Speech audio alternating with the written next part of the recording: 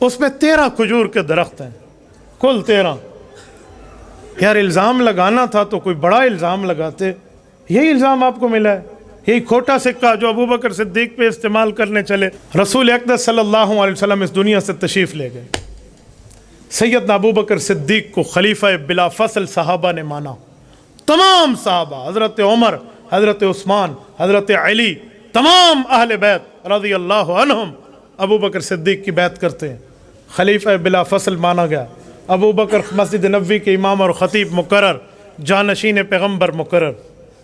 سیدہ فاطمہ خاتون جنت رضی اللہ تعالی عنہا کے دل اقدس میں ایک بات آئی کہ میرے ابو جان جو زمینیں چھوڑ کے گئے ہیں وہ میراث میں مجھے ہی ملے۔ حضرت اماں جان رضی اللہ عنہا کے ذہن مبارک میں خیال آیا، سیدنا ابو بکر صدیق تک یہ بات لکھ کے بھجوائی گئی۔ ابو بکر صدیق فرمانے لگے، لخت جگر پیغمبر بیٹی فاطمہ خاتون جنت، اگر جائیداد چاہیے ابو بکر کی ساری جائیداد آپ کے قدموں پہ نثار ہے۔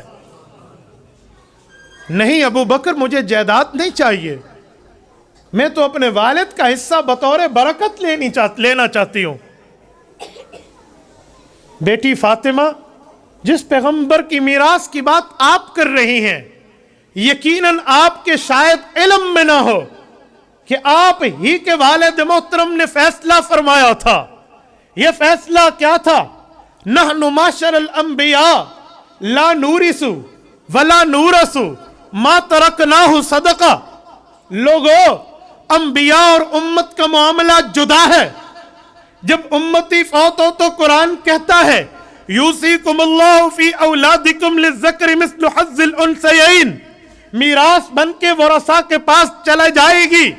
لیکن جب نبی فوت ہوتا ہے ما ترکناہ صدقہ، میراث جائیداد نہیں بنتی، وہ تمام زمین امت پر صدقہ ہو جاتی ہے۔ کیا پیغمبر کا فیصلہ یہ نہیں تھا؟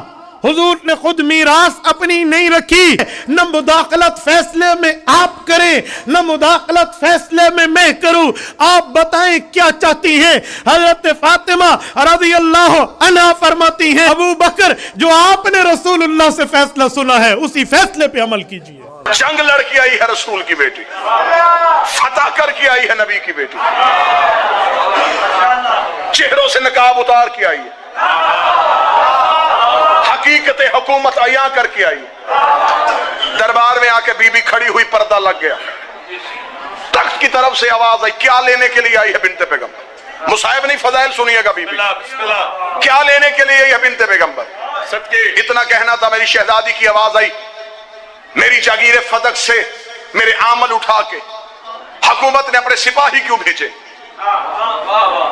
حاکم نے تخت سے کہا کہ اس لیے ہم نے بھیجے، ہمارے پاس نبی کی ایک حدیث ہے، نبی نے فرمایا کہ ہم جو گروہ انبیاء ہوتے ہیں ہم نہ وارث بنتے ہیں نہ بناتے ہیں۔ اس حدیث کا سہارا لے کے ہم نے اس جاگیر پہ قبضہ کر لیا، کیونکہ نبی کہہ کے گئے تھے کہ ہمارا وارث کوئی نہیں ہوتا، لہذا ہمارے پاس حدیث تھی، ہم نے تیری جاگیر پہ قبضہ کر لیا۔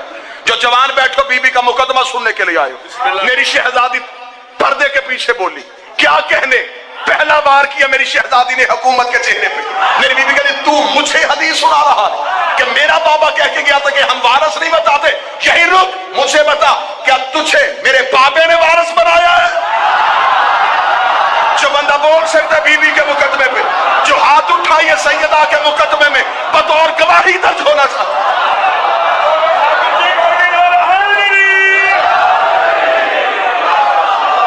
مجھے بول کے بتا،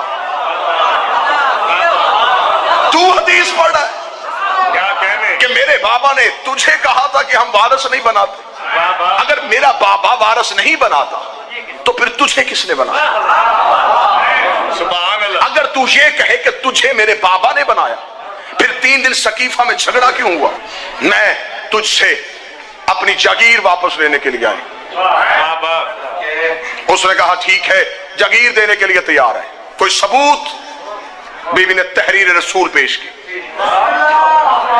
مقدمہ سننے کے لیے تیار ہے، رسول کی تحریر پیش کی گئی، تحریر کو پڑھا گیا، بغور مطالعہ کیا گیا۔ وہ خیبر کے یہودیوں کے ہاتھ کی لکھی ہوئی تحریر تھی کہ یہ ایک باغ نہیں تھا، 40 لاکھ دینار سالانہ آمدنی آتی تھی رسول کو یہاں سے. اس کے اندر 7 باغات تھے، 40 کنویں تھے، کئی چشمے تھے، بہت بڑی جگیر تھی، یہ پوری ایک پٹی تھی. یہ خیبر کے یہودیوں نے نبی کو لکھ کے دی تھی. یہودیوں کی تحریر تھی کہ یہ ہم مسلمانوں کے رسول محمد ابن عبداللہ کو دیتے. نیچے نبی نے نوٹ لکھا ہوا تھا کہ یہ میری ذاتی جگیر ہے، میں اپنی بیٹی فاطمہ کو دے رہا ہوں. اور نبی نے اس تحریر میں لکھا تھا کہ میں حکم قرآن دے رہا ہوں، کیونکہ خدا نے کہا تھا آت ذی القربی، اپنی قریبی عورت کو اس کا حق دے. اگر بیٹیاں 4 ہوتی تو اس جگیر میں وارث ہوتی. آج بندے کہتے نہیں جی وہ اصل میں بی بی کا حق نہیں بنتا تھا.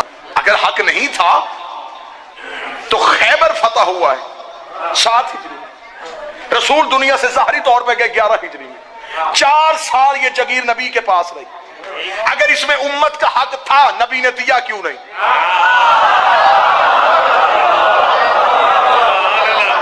پہلے زہرا سے پہلے ہمیں اس بات کا جواب دو کہ نبی نے یہ حق کیوں نہیں دیا. بی بی نے کہا میں تحریر پیش کرتی ہوں. تحریر پیش کی گئی، تحریر کو پڑھا گیا. سنیے گا مقدمہ. تحریر کو پڑھنے کے بعد حکومت کی طرف سے یہ اعلان ہوا کہ اس تحریر پہ گواہ پیش کیے جائیں. بی بی نے کہا میں گواہ پیش کرتی ہوں. بی بی نے کہا میری گواہیاں نوٹ کی جائیں. میرا پہلا گواہ میرا شوہر امیر المؤمنین، میرے دوسرے 2 گواہ سید شباب اہل الجنہ، میرے دونوں بیٹے. میری چوتھی گواہ ایک مستور ہے جس کا نام ام ایمن ہے. 4 گواہ پیش کیے گئے. تلاگان گرد و نواح والوں 4 گواہیوں کا پیش ہونا تھا. کافی دیر مباحثہ ہوا، حکومت کی طرف سے مشورہ ہوا. مشورے کے بعد حکومت کی طرف سے ایک فیصلہ آیا. اس فیصلے میں یہ لکھا تھا کہ نبی کی بیٹی ہم جگیر واپس کرنے کے لیے تیار تھے. تحریر آپ کی ٹھیک تھی لیکن گواہیاں مکمل نہیں تھی. مقدمہ سنیے گا، مجھے مجبور نہ کیجئے گا، میں فضائل پڑھنے رہا ہوں. جذبات پہ قابو رکھیے گا. تیری گواہیاں نصاب شہادت مکمل نہیں. بسم اللہ. بی بی نے کہا نصاب شہادت کیوں نہیں مکمل؟ انہوں نے کہا نصاب شہادت اس لیے نہیں مکمل کہ آپ نے پہلی گواہی دی ہے اپنے شوہر کی، تو علی شوہر ہونے کی وجہ سے اس جگیر میں حصے دار ہے. جو مالک ہو وہ گواہی نہیں دے سکتا، گواہی باہر سے آنی چاہیے تھی. دوسرے 2 گواہ پیش کیے اپنے بیٹے. آپ کے بیٹوں کا بھی اس جگیر میں حق ہے لہذا وہ بھی مالک ہو. چوتھی گواہی ہم قبول کرنے کے لیے تیار تھے لیکن کیونکہ تیرے بابا کی شریعت ہے کہ اگر عورت مرد کے مقابلے پہ گواہی دے گی تو 2 عورتوں کی گواہی ایک مرد کے مقابلے پہ مانی جائے گی. لہذا عورت ایک تھی، اس کے ساتھ دوسری عورت کوئی نہیں تھی، لہذا نصاب شہادت مکمل نہیں.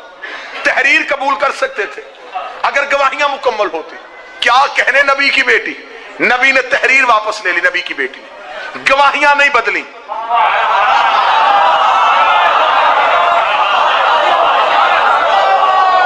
گواہیاں نہیں رسول. بی بی گواہیاں بدل سکتی تھی. جوار صادق صاحب بی بی کے پاس گواہ تھے. انہوں نے مولا علی کی گواہی کو جھٹلایا، بی بی جناب سلمان کو کھڑا کر دیتی، حضرت ابو ذر کو کھڑا کر دیتی، جناب مقداد کو کھڑا کر دیتی. بی بی نے مقدمہ واپس لے لیا، گواہ نہیں بدلے. اب گواہ کیوں نہیں بدلے تھے یہ مقدمہ سننا. گواہ بی بی نے اس لیے نہیں بدلے کہ قرآن کی اعتبار سے فقہ کا قانون ہے اگر کوئی کسی مومن کو جھوٹا کہے تو وہ بن جاتا ہے فاسق.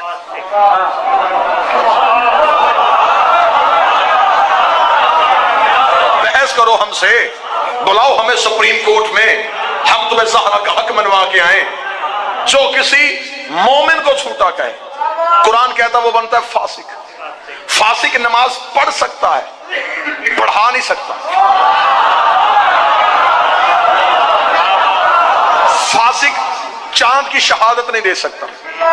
فاسق نکاح میں بطور گواہ نہیں بیٹھ سکتا. فاسق طلاق کے سیغوں میں بطور گواہ نہیں بیٹھ سکتا. فاسق عادل نہیں رہتا. اگر کوئی کسی سچے مومن کو جھوٹا کہے تو قرآن کی نص سے وہ بنتا ہے فاسق. اور معاذ اللہ ثم معاذ اللہ اگر کوئی قرآن کو جھوٹا کہہ دے تو وہ فاسق نہیں بنتا. कुरान कहता वो बन जाता है काफिर, फिर उससे दोबारा कलमा पढ़ने की जरूरत होती। क्या कहने, नबी की बेटी तो इतनी बड़ी जंग लड़की आई है कि तेरी मसलहत जमाने की समझ में नहीं आ गई।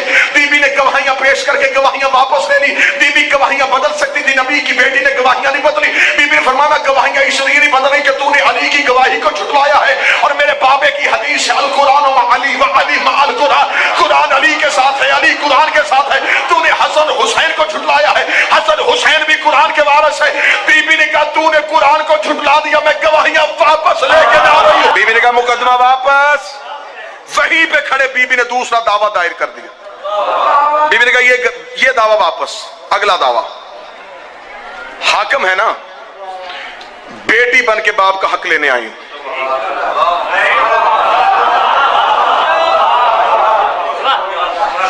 मालकन वाला दावा वापस ले लिया।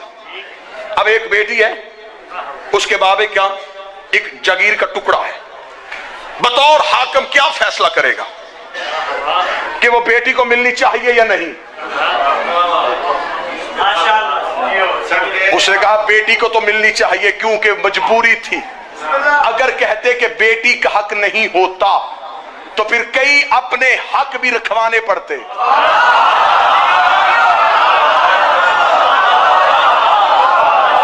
आप समझते हैं कि खतीब आजाद होकर तकरीर करता है, हम पिंजरे में बंद होकर अपनी कौम की वकालत करते हैं। बीबी ने कहा बेटी हूं, बाप का हक लेने के लिए आई हूं। बड़ा लंबा मजमून यहीं पे खत्म करके अपने ब्रादरम काजी वसीम बास को टाइम दो। उन्होंने कहा अच्छा। बीबी ने कहा मैं तुमसे अपने बाप का हक लेने आई हूं। उन्होंने कहा बीबी बार बार किस बात पे बहस हो रही है, जब हमने कह दिया कि हमारे पास आपके बाबा की हदीस है और हदीस में साफ वाज़े लिखा हुआ है कि हम ग्रोह अंबिया न वारिस बनते हैं न वारिस बनाते हैं। हम हदीस को देखें या आपके दावे को देखें, हम हदीस को देखें या आपके दावे को देखें। नबी की बेटी ने देखा अच्छा तू हदीस सुनाता है, अगर तू कहे तो मैं तुझे कुरान की आयत सुनाऊं, मैं तुझे कुरान की आयत सुनाऊं। उसने कहा कौन सी कुरान की आयत? नबी ने कहा बिस्मिल्लाहिर्रहमानिर्रहीम वारिस सुलेमान दाऊद, हमने सुलेमान को दाऊद का वारिस बनाया था। अल्लाह कुरान में कहता है कि नबियों का वारिस होता है और तू कहता मेरे पास हदीस है, वारिस कोई नहीं होता। उसने कहा बीबी मेरे पास हदीस है। बीबी ने कहा मैं दूसरी आयत पढ़ देती हूँ, वाले रजाला नसीबा मिम्मा तरकल वालिदैन व अक़रबून, जो कुछ माँ बाप छोड़ के जाते हैं उसमें मर्दों का हिस्सा होता है। कुरान कहता है हिस्सा होता है, तू कहता वारिस कोई नहीं होता। उसने कहा बीबी मेरे पास हदीस है। बीबी ने कहा मैं तीसरी आयत पढ़ देती हूँ, वाले निसा नसीबा मिम्मा तरकल वालिदैन व अक़रबून, जो कुछ माँ बाप छोड़ के जाए उसमें बेटी का हिस्सा होता है। कुरान सूरह निसा में कहता है बेटी हिस्सा रखती है, तू कहता हदीस है। उसने कहा बीबी मेरे पास हदीस है। बीबी ने कहा मैं चौथी आयत पढ़ देती हूँ, याकूब, हमने याकूब की औलाद को उसका वारिस बनाया था। कुरान कहता है याकूब की औलाद उसकी वारिस है, तू कहता मेरे पास हदीस है। उसने कहा बीबी मेरे पास हदीस है। बीबी ने कहा मैं पांचवी आयत पढ़ देती हूँ। बदल बदल के हाकिम एक हदीस पढ़ता रहा, बीबी बदल बदल के कुरान की आयतें पढ़ती रही। कुरान में पढ़ लेके आओ, मुझे गाजी के अलम की कसम है। हाकिम एक हदीस पढ़ता रहा, बीबी ने 40 आयतें दरबार में खड़ी होकर पढ़ी। जब 40 आयतें पढ़ी, हाकिम के चेहरे पे मौत का पसीना आ गया। उसने कहा बीबी मैं हदीस पढ़ता हूं, जवाब आयत में क्यों देती है? अगर तेरे पास भी हदीस है तो हदीस का जवाब हदीस में ले गया। बीबी ने कहा बस चुप हो जा, मैं इतना सुनना चाहती थी, तू वही है जिसे मेरे बाबे ने कहा था आ तुझे हदीस लिख दूं, आ तुझे हदीस लिख दूं। तूने कहा था हमें कुरान काफी है, हमें कुरान। तारीख़ इस्लाम के चेहरे पे ये ऐसा बदनुमा धब्बा लग गया जिसे बाद में कोई भी तारीख का मौरख नहीं मिटा सका। कितना बड़ा धब्बा और कितनी बड़ी बददियानती कि जिसके खिलाफ मुकदमा था वही जज था।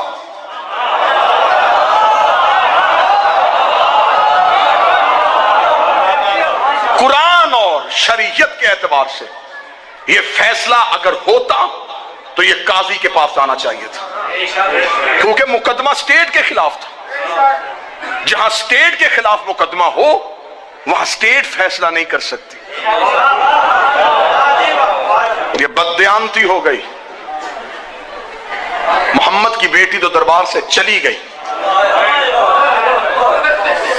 लेकिन तारीख इस मुसलमान के चेहरे पे इतने खून के छींटे डाल गए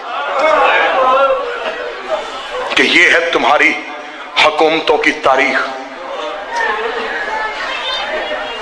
दुआ किया करो कदर वाली चीज बेकदरों के सामने ना जाए।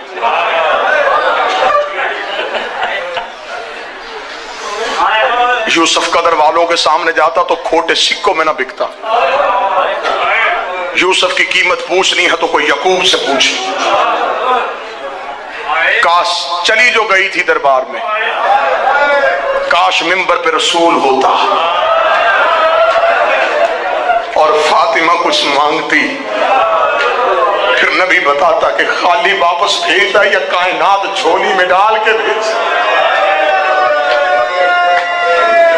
अगर कोई मेरा अहले सुन्नत भाई मेरी गुफ्तगू को सुन रहा है तो मैं रसूल की रिसालत का वास्ता, तो मैं नबी की नबूवत का वास्ता, मेहमान हूं, अज़ादार हुसैन हूं, ज़ाकिर शबीर हूं। आज है 3 जमादी सानी, कुरान सर पर रख मैं गलत पढ़ूं, क़यामत वाले नबी उम्मत में से ना उठाए, अली अपने विलायत के मानने वालों में से ना उठाए, हुसैन अपने अज़ादारों में से ना उठाए। सुन्नी भाइयों के लिए जुमला कहने लगा हूं, कत्ल हुई है तुम्हारे नबी की बेटी।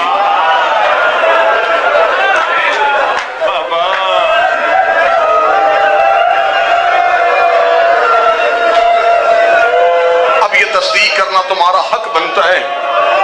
बेटियां बेशक 4 मानते हो, फातिमा को तो मानते हो ना, जाके जरूर मौलवियों से पूछना। अल्लाह दर्जात बुलंद करे। काजी साहब खुदा करवट करवट पहलू हुसैन में जगह दे। किबला मुबल्लिग आज़म मौलाना इस्माइल आला जितने मुनाजरे किए हक के बतूल पे किए, और किबला मौलाना इस्माइल जिनकी कब्रें भी हमारे जिस्मों से महंगी हैं। मौलाना इस्माइल ने पाक सैयदा से दुआ मांगी थी, बीबी मैं तेरा हक पढ़ के शिया हुआ हूं, बीबी मुझे दुनिया ना देना, दौलत ना देना, करम मेरी शहजादी मुझ पे इतना कर देना कि तेरा दुश्मन सवाल खत्म करे, मेरा जवाब शुरू हो जाए।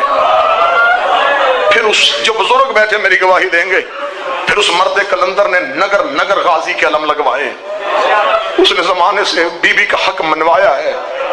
मौलाना इस्माइल पिंडी भटिया के करीब मुनाजरा करने के लिए आए। मनाजरे का जज बाबा हबीब शाह जी एक अहले सुन्नत जमींदार था, चौधरी आशिक उसका नाम था। आज भी उसकी नस्लें वहां पे आबाद है और मजलिस हुसैन करवाती है। चौधरी आशिक मनाजरे का जज था। मनाजरे का मौजू था हक के बतूल। मुखालिफ फरीक वाला मौलवी कह रहा था कि बीबी दरबार में आई है लेकिन हक बनता नहीं था। मौलाना इस्माइल किताबों का ढेर लेके आ गए, मुनाजरा होता रहा, जोहर की अजान हो गई। फैसला यह हुआ कि नमाज पढ़ी जाएगी, नमाज के बाद फिर दोबारा मुनाजरा शुरू होगा। नमाज के लिए चौधरी आशिक उस मौलवी के पीछे खड़ा हुआ। जहन में उसके कोई ख्याल आया, नमाज खत्म हुई, जवार साजद उसने नमाजियों से कहा सारे नमाजी मस्जिद से चले जाओ, मस्जिद के दरवाजे को बंद करो, मैंने मौलाना से कोई बात करनी है। मस्जिद का दरवाजा बंद होकर चौधरी आशिक मेहराब में उसके सामने आके खड़ा हो गया। उसने कहा देख सुन मौलवी, मुझे नहीं पता किताबों में क्या लिखा है क्या नहीं लिखा, मैंने सारी जिंदगी किताबें नहीं पढ़ी, मैं जमींदार बंदा हूं। तू कहता था कि नबी की बेटी का हक बनता नहीं था, वो कहते थे बनता था, उन्होंने अपना मौलवी मंगवा लिया है, वो भाई डेरे पे किताबें लेके बैठा है। मैंने यहाँ बंदे नहीं मरवाने, मैंने बहस नहीं करवानी, मेरा दिल बैठ रहा है, मेरा जिगर फट रहा है। मुझे सिर्फ इतना बता दे, बेटी रसूल की दरबार गई थी?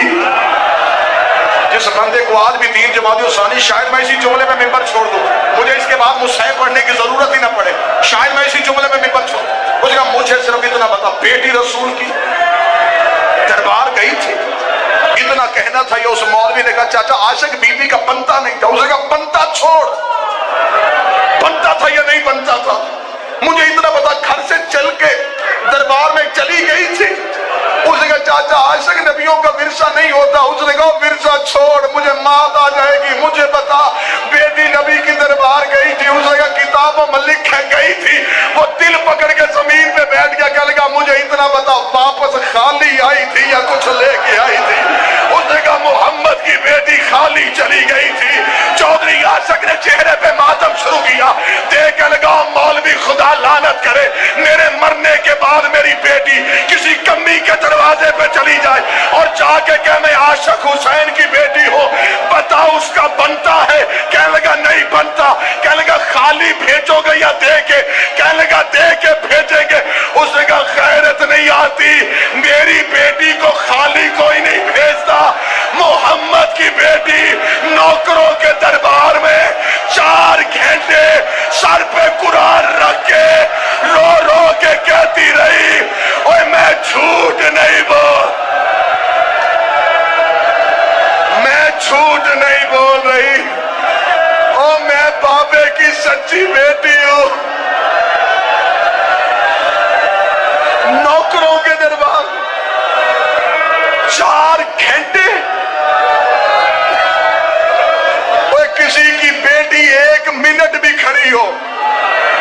शरीफों से बर्दाश्त नहीं होता।